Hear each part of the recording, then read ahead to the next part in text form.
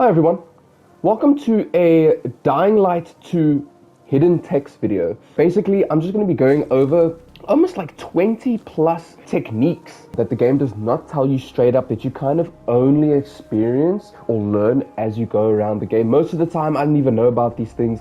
You see them online, you try them in game, you're like, whoa, that's awesome. So for our first one, our first hidden tech, you're actually able to sprint while charging a heavy attack. So for reference, if I hold out my heavy attack, you can see how quickly I start moving. But if I start pressing X at the same time, I immediately just start moving and picking up speed. It's super useful if you kind of want to close a gap. As you can see here, we're just going to, you kind of need to time it perfectly. You don't want to be interrupted during your heavy attack. But it's super useful for closing that distance. As you can see, sometimes you need to just time it right. But it is a super useful tech as long as you don't have the hold your heavy attack and X weapon mod, which obviously doesn't allow you to pull the move off if you're equipping that mod. At number 2, we have the slide jump. I'm sure you've most likely seen this if you've watched any parkour video of Dying Light 2 or any parkour tips and tricks, anything like that. This is kind of the first thing that's always covered, but it's always nice to mention it because there's actually a couple of things that I'm going to mention later that chain off this move. So what I'm talking about is your ability to slide, and then you do this like slide jump. Obviously you need your slide ability unlocked to be able to do it, and then it really becomes useful when you're crossing large distances between buildings where you're unable to, say, leap off a wall or something first, and you want that large leap without losing too much speed. It's also really great because it is a really fast moving ability, so it's great for cutting corners and creating really good time on a lot of challenges as well.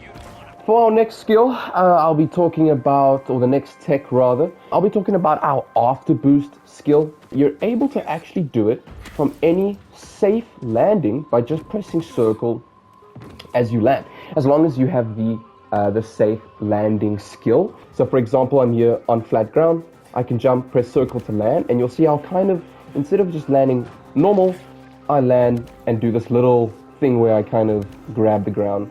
When that happens, you can then press your Afterboost skill and you'll get it. So yeah, so you can jump, press it, and you'll see you'll land like that, and you'll actually get your Afterboost notification. Then this just allows you to start off any run immediately, even without needing your parkour move first. But now you can just use it from literally anywhere. You can just jump, press circle, and you can immediately go into your Afterboost. Our next tech is a little bit more well known. I finished this game probably twice before I ever learned about it, and basically you're able to swing from any ledge. All you need to do is press either L1 and you do a little swing like that, or R2 and you'll do the swing. Where you're wanting to use them is totally up to you. You can kind of use them anywhere. Most of the time you kind of want your move to hit. What you can do is I found that while even moving, as soon as you leave the ground, you can hold R1, and as soon as you connect to it, you'll actually do your swing, and like that. I didn't even let go of R1. I was still holding R1 and L1 at the same time, and you just kind of immediately go into your swing. Obviously, sometimes it can look a bit cleaner, but there we go.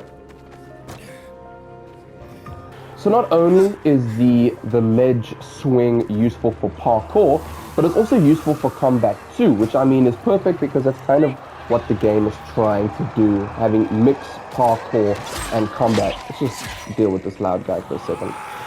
So to show that for you, I just want to do it here in this playground. If I jump and I hold L1 and I swing, it actually goes into a kick combat move automatically, either pressing R2 or L1. It doesn't really matter. As long as you do the swing from it, it immediately does that animation. So let's see how you can connect your swing, and then it does that little kick.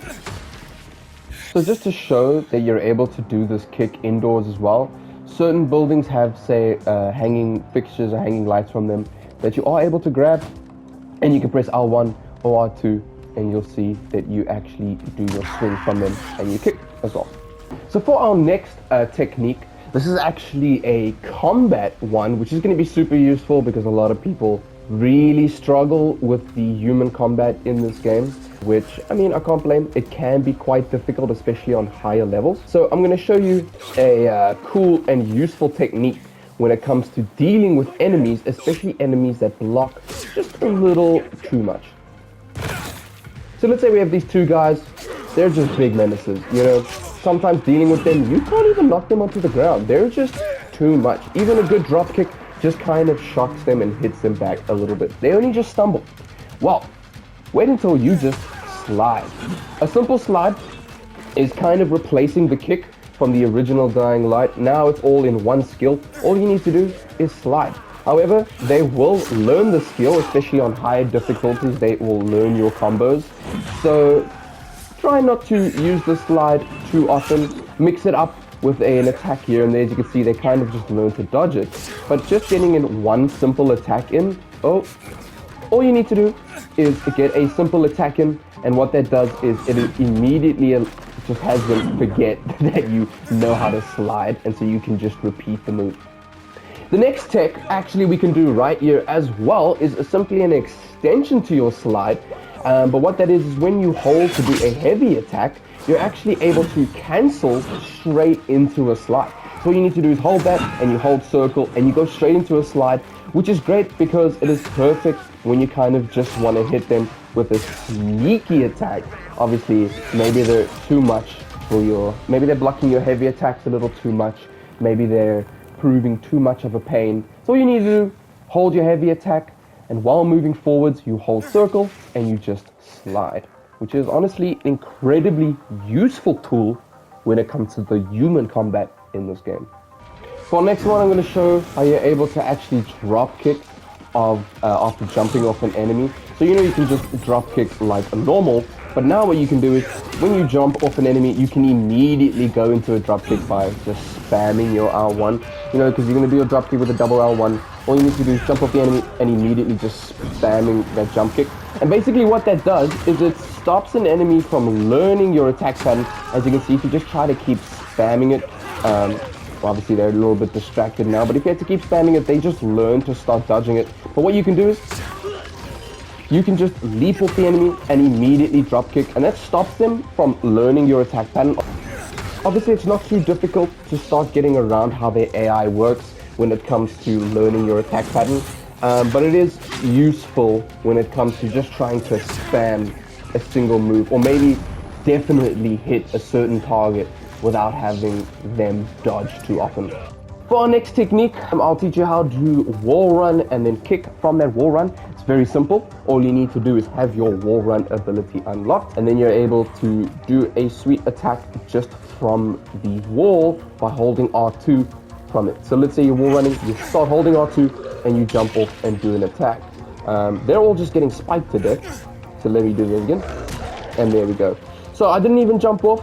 You just hold R1, you jump on, and while you're running, you hold R2, and you get off and you do your kick attack. You can do this on any wall that you're able to wall run from. Just as you're in the animation for wall running, you hold R2, and then you immediately go into it, and you're able to do animation. As you can see, there's a different animation there, but it's essentially just super great for being able... That was the wrong one. There we go. That was another one. For the next technique, I'm going to teach you how to deal with these goons a little bit better. They're definitely a problem to deal with because they're so big, so tanky, and do so much damage. But did you know that you're actually able to simply dodge two of their attacks by a simple button press? There are two ways to deal with these attacks, some of them being highs and lows. Your first one is you're able to dodge under these high attacks by simply just ducking, which is super useful because now you're no longer getting knocked on your ass. And then there we go. You can just jump over it and now you're free to attack all these other moves. Once you realize how slow this is of a character, you're able to very easily control the pace when it comes to fighting the goons. Our next move you're able to do is, this is kind of going to expand on your slide jump. You can actually slide jump, and then immediately land back into a slide to do it again. And all you need to do that is you need to slide, jump, and then double tap circle or double tap your crouch button, and make sure to hold it on the second tap to get immediately into another slide, and then you can press R1 to do your leap again. Obviously this is going to take a lot of stamina and is really great for having gear that is able to handle more stamina once you've got more inhibitors, but it's honestly a super useful speedrunning tool for any type of challenges that you kind of just need that extra time on as well. Once you have your glider unlocked, you're actually able to give yourself a massive speed boost by just kicking off from your glider. So you say you go into your glider and you can press R2 and you'll do this cool little kick animation, which propels you very far forwards and is super great for getting speed, especially when you're about to leave your glider. You're able to do it in some more fashion. And not only does it give you that speed boost and just look cool, it's also a great way to enter combat, as you can just kick enemies and just start the chaos. We have our grappling hook equipped and we immediately go into this. You can press R2 and go into a kick. It's super great for combat encounters like that, or for just getting a good speed boost from your grapple hook. So you're able to press R1 to jump, which is kind of going to launch you upwards. You can then also press your grappling hook again to rather pull yourself upwards, or you can press R2 to get that speed boost. Then a fourth option for your grappling hook is being able to jump, and once you're grappling, you're going to press L2 and R2 at the same time, and it's going to give you that jump boost and the speed boost exactly at the same time, which is honestly super great for scaling anything, and you want just that speed boost or maybe that distance as well. For our next technique, I'll show you how to get basically the highest jump in the game without using your grappling hook. And what this is you basically need to do your double jump, which comes from a soft landing or a smooth landing, and then which is double tapping circle, and then double tapping your R1 to jump, and then pressing your attack button as the jump animation starts. This is a bit difficult, so I will try to get it. I'll see if I can do it on my first try, which I do, and look at that. And you can see you jump basically a lot higher, and it's super great for getting that good height. It is a bit difficult to pull off though, so I do often mess it up. Let's see if I can, look at that. If you're looking for a way to heal health while you're on the run, a good way to do that is to look out for these campfires. What you can actually do is sit by these campfires and you will slowly actually heal health. While it doesn't show going up as you're sitting there, you can see that the health bar did go up. And it's nice. You can sit down, listen to a good story, enjoy the fire, enjoy the rest, and gain some health as well. Once you've taken your first water tower in the world, make sure to keep a lookout for these water fountains. Basically what you can do is you can always just go after them anytime, so long as the district has water, and you can go and actually heal from them. While on the ground, you're obviously left a little bit vulnerable, but it is great to get a free way of getting some water, as well as using taps from indoor as well. Just so you can see, once you're in a district where you have your water tower unlocked, you can also use the inside taps. Oh, well, it normally won't look like that. But yeah, you can heal at these as well. Another good technique, which is honestly more of a trick or more of a helpful thing, is when you're out and about, you know you can pick up like different throwables like your Molotovs, and when you pick them up, they're kind of a low level and you don't really want to use these, especially once you progress through the game, and they're only really useful in the beginning of the game. However, do not underestimate picking up knives. Use and pick up the weak knives, because what happens is whenever you do a takedown and you use a knife in a takedown, you instead use your level 1 knives before you start using your upgraded knives. So they're super useful if you want to be able to use takedowns guilt-free without worrying about using resources on your upgraded knives. And instead you're going to use those really scrappy terrible knives that you've been picking up through the rest of the game. So once you have your bash upgrade, you're able then to bash through these locked doors in the quarantine zones. All you need to do is once you have it, stand in front of it, you go and you do your bash. And there we go, and you knock it open. These ones specifically are locked from the inside. As you can see, it says locked from the inside. You're not able to open these. But if you have your bash skill, you can just bash right through them. They unfortunately don't work for the lockpick doors, but any open doors, they will just knock away anyways. So I've shown you how to deal with goons, but how do you deal with demolishers? Well, all you need is your toughness booster. Once you have it, it actually reduces your knockdown as well, as long as you're blocking. As you can see, even while I'm not blocking actually, I can still get charge tackled by the Demolisher, and I'm not really taking that much damage, but I'm also not being knocked down, which is honestly the more annoying part. And it's the same thing when it comes to his throwable attacks. Getting hit by it still knocks me back, and blocking takes even less damage from it. The next thing I want to show is how you're able to actually stun lock a Demolisher so that they're not too annoying to deal with. Obviously, the difficult thing about dealing with Demolishers is not the Demolisher themselves, but rather trying to deal with zombies around them. But once you have the Demolisher by himself, you're actually able to stun lock him by using the AI against him. You see how he starts blocking when you're using a heavy attack too often? So what you can do is you can charge your heavy attack, and then you can feint your attack in order to get him to stun lock, and then to get a free hit in before he's able to react.